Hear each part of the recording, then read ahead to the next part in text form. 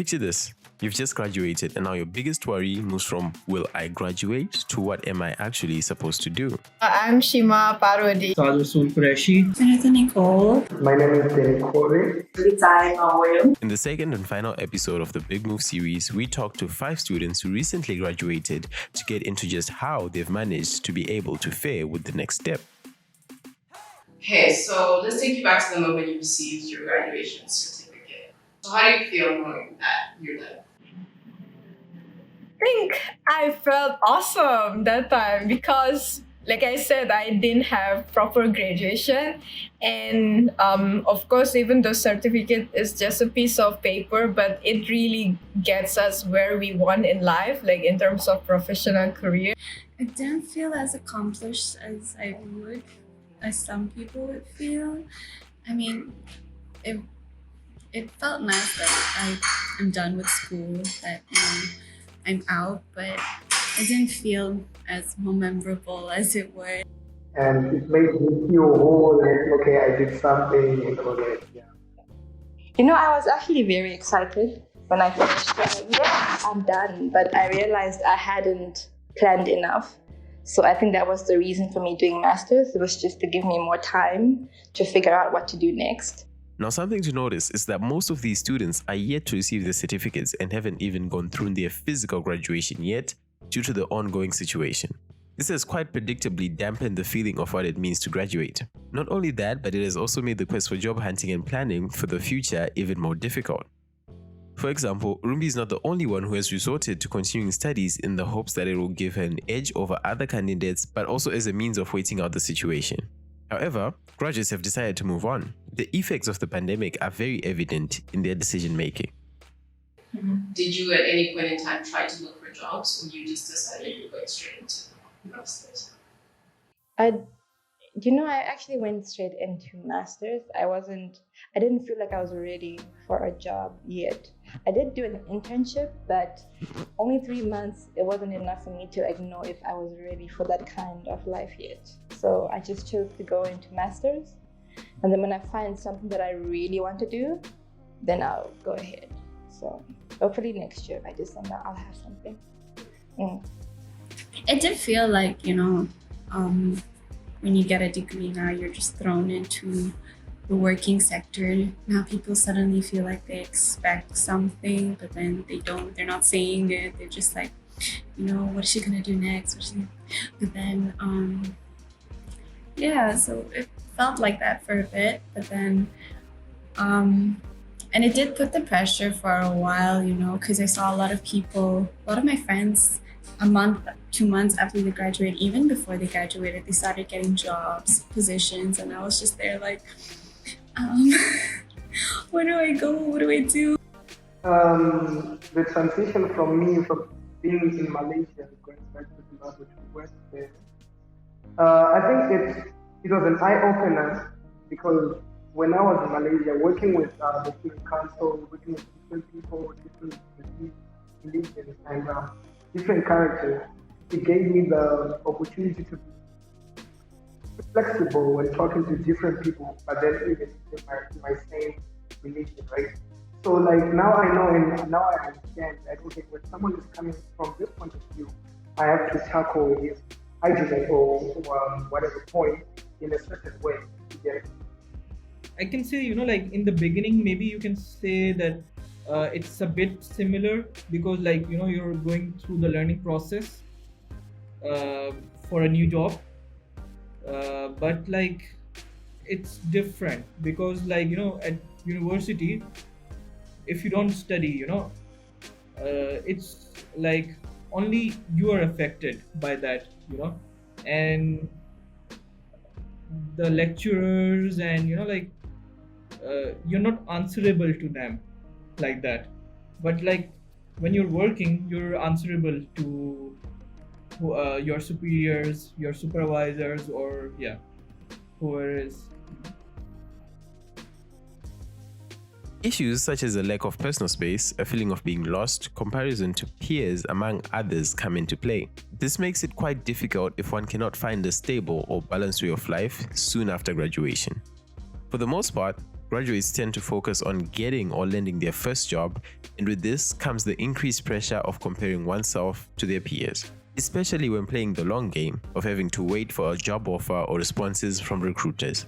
For some, the next move may not have been planned at all, and a safe option, such as pursuing further studies, brings a sense of extended time that one can use to refocus. In the end, coming from the high of graduating, the world after may seem less bright and even more dreary if things do not work out as planned. Do you believe university prepared you, or undergrad, do you believe that undergrad prepared you enough, well enough for your life moving forward and masters and any jobs that you want to get in the future? Yeah, I think definitely 100%. Because, like I mentioned earlier, my views on university is not solely on academic, but also on my self-growth, self-development journey. I learned a lot about myself, about my space, about my decision-making process, about my perspective thinking, thoughts, and everything when I was in uni compared to what I learned when I was back home. Yes, it did. It really did.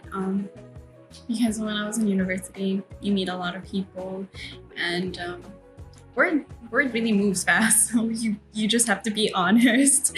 So I was honest as I could be, and communicate with people. And when trying to find jobs, it's not that you look back on what you did at home. It's not like you look back on what I did in high school or when I was a kid playing in the playgrounds or whatever. It's what you look back in university. Well, for me personally, when I look back in university, who was I during those years, and that I would make a company choose me. So I think because when I was in uni, I had my space, I had my privacy. So it gave me a lot of time with myself, like for me to be able to crack what I really am and who I really am.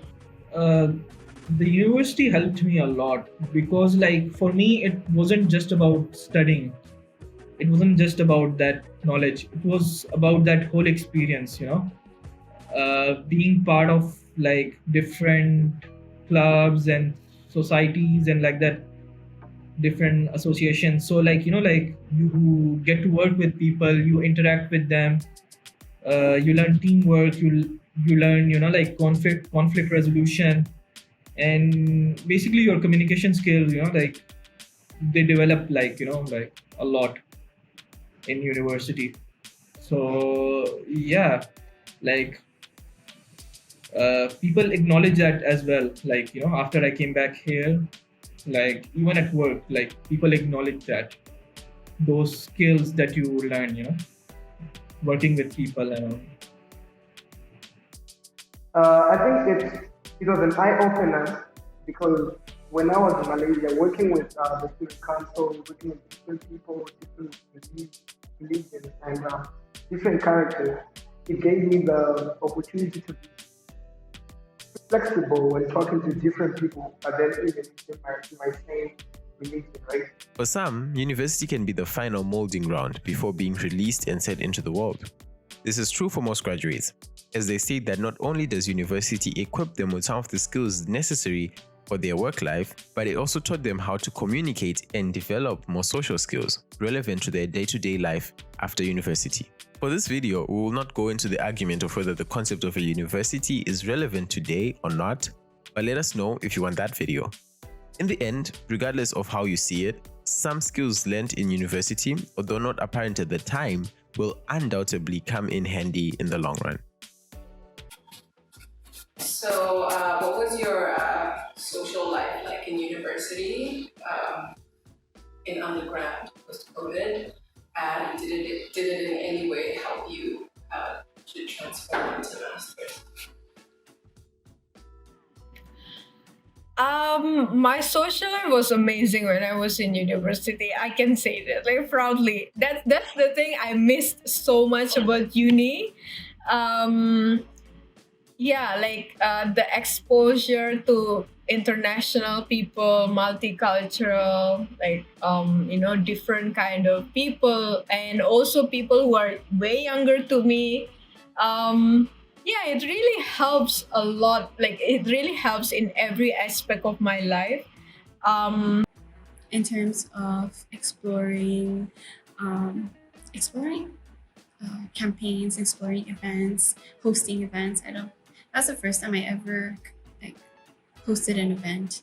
It was the first in university. In university, it was the first time I ever held a campaign, and it really, really, really showed me that I do enjoy, extracurricular time. I do enjoy, even though it's work I was never paid for. It was just really fun.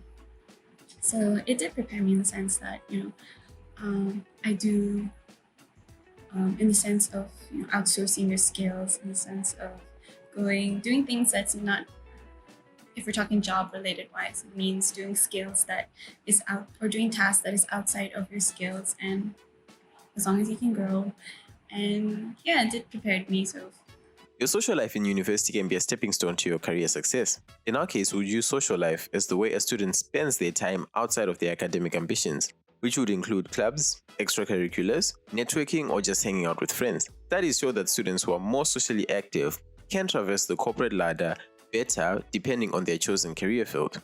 Being sociable and easy to communicate and work with supplements the technical skills that a student or graduate would already have. Though this isn't a clear-cut science, it's always good to know and have a few socializing skills in the bag. So, do you regret your degree choice?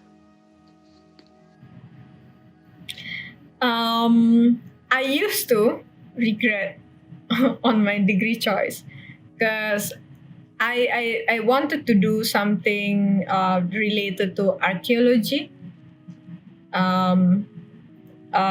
Because I'm into historical stuff, and also like cultural things. So that's one thing. But then at the moment now, I don't regret my choice anymore, because it really opens up a lot of doors for me with the degree choice that I've made. Yeah. Actually, if you would have asked me this question like 2 years ago, I would have said yes. Like that, I would have went for some other degree. But like right now, I'm actually like quite happy with what I've done, and yeah. So like I already have this experience. So like I said before, like now I would rather go for like some other courses, short courses, or other something like that, to experience more and learn from that. And that's it for this series. Let us know if we missed anything or if you have any other questions. And remember, life is a process. The best way to do it is by going through it. If you want the audio-only version of this, feel free to check out the Next Frame podcast in the link below. And don't forget to like, share, and subscribe. Until the next one, stay safe.